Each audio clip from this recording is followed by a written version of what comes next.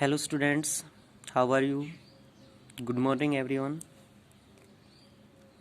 Myself Naveen, your chemistry teacher. Let's start. हम पढ़ रहे हैं क्लास 10th केमिस्ट्री, जो कि आपका चैप्टर फर्स्ट चल रहा है। उस फर्स्ट चैप्टर में हम chemical reactions, chemical equations, reactants, products और balancing of a chemical equation पढ़ चुके हैं। आज हमारा टॉपिक है टाइप्स ऑफ केमिकल रिएक्शंस, यानी जो केमिकल रिएक्शन हम पढ़ चुके हैं, जिसमें हमारे पास कोई भी केमिकल्स चेंजेस टेक्स प्लेस करते हैं, रिएक्टेंट्स प्रोडक्ट्स में कन्वर्ट होते हैं, उस समय कोई ना कोई केमिकल चेंज होता है, वो होती है हमारे पास केमिकल रिएक्शंस।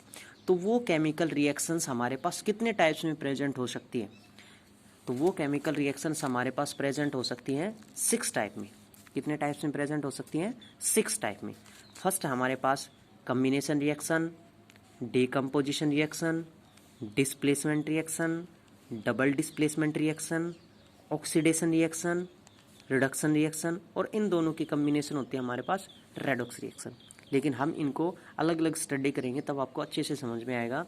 फर्स्ट है हमारे पास कम्बिनेशन रिएक्शन। हम सभी को अलग अलग स्टडी करेंगे क्योंकि एक बार में लेंथी हो जाता है, इसलिए हम अलग अलग स्टडी करेंगे। फर्स्ट है हमारे पास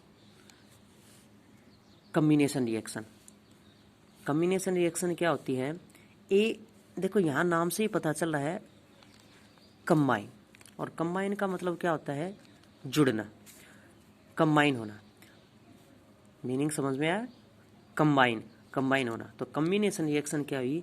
ए reaction in which a single product is formed, यानी हमारे पास रिएक्टेंट से प्रोडक्ट क्रिएट होते हैं, लेकिन वो एक प्रोडक्ट बन रहा है फ्रॉम 2 और मोर रिएक्टेंट्स। किसकी कम्बिनेशन से मिल रहा है? वो कम से कम 2 या 2 से अधिक रिएक्टेंट्स यानी रॉ मटेरियल्स की कम्बिनेशन से बन रहा है। उसको हम क्या कहेंगे? कम्बिनेशन रिएक्शंस, यानी कंबाइन हो रही हैं। जैसे हम एग्जांपल देखें, burning of coal. Burning of coals क्या है हमारे पास? सबसे पहले तो क्या चाहिए? कार्बन यानी कोयल चाहिए। और कोई भी सब्सटेंस है किसकी प्रेजेंस में जलता है? ऑक्सीजन की प्रेजेंस में। और कार्बन जब ऑक्सीजन की प्रेजेंस में जलता है तो क्या रिलीज करता है? वो एक कार्बन डाइऑक्साइड रिलीज करता है। अब देखो यहाँ पर हम कैसे कहेंगे कि ये कम्बिनेशन रिएक्शन है। यहाँ पर कार्बन हमारे पास क्या था? एक सिंगल प्रेजेंट था, सिंगल सब्सटेंस प्रेजेंट था। ऑक्सीजन भी हमारे पास क्या था?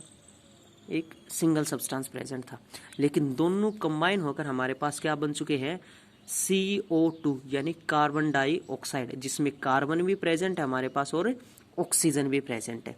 तो ये क्या हुई हमारे पास? एक कम्बिनेशन रिएक्शन। इसी का सेकेंड एग्जाम्पल करें हम, formation of water from hydrogen and oxygen. Hydrogen है हमारे पास, ऑक्सीजन भी है। अगर हम इन दोनों को अलग अलग पढ़े तो ये किसको डिनोट्स करेगा? एक सिंगल सब्सटेंस को डिनोट्स करेगा। किसका है वो? हाइड्रोजन का प्रेजेंट है। इसी प्रकार ये किसको डिनोट्स करेगा? ऑक्सीजन को डिनोट्स करेगा। और ऑक्सीजन का क्या है? एक सिंगल सब्सटेंस प्रेजेंट है। और दोनों कंबाइन होकर केमिकल चेंज क्रिएट होकर क्या बना देते हैं? H2O, जो क्या है? एक लिक्विड है। अब देखो ये तो हो चुकी हमारे पास कम्बिनेशन, यानी कंबाइन हो रही है। लेकिन ये रिएक्शंस किस प्रकार है? क्योंकि दोनों ही कैटेगरीज में, यहाँ पर कार्बन अलग था, यहाँ पर ऑक्सीजन अलग था, और कंबाइन होकर क्या बना दिया? कार्बन डाइऑक्साइड, जिसकी प्रॉपर्टीज हमारे पास इस कार्बन और इस ऑक्सीजन से डिफरेंट हैं, लेकिन कैरेक्टरिस्टिक्स यानी प्रॉपर्टीज दोनों के प्रेजेंट रहेंगे। इसमें कार्बन भी प्रेजेंट है और ऑक्सीजन भी प्रेजेंट है। इसी प्रकार हाइड्रोजन ऑक्सीजन दोनों कंबाइन होकर क्या बना दिया? लिक्विड वाटर, लेकिन प्रॉपर्टीज दोनों के प्रेजेंट है। लेकिन केमिकल चेंज हुआ है यहाँ पर। हाइड्रोजन और ऑक्सीजन हमारे पास अलग अलग कंपोनेंट थे, गैसेज में प्रेजेंट थे, लेकिन कंबाइन होकर क्या बन चुका है हमारे पास? H2O वाटर क्रिएट हो चुका है। तो ये थी हमारे पास first types of chemical reaction, combination reaction. Next से हम पढ़ेंगे टुमारो। तो आज के लिए इतना ही। Thank you.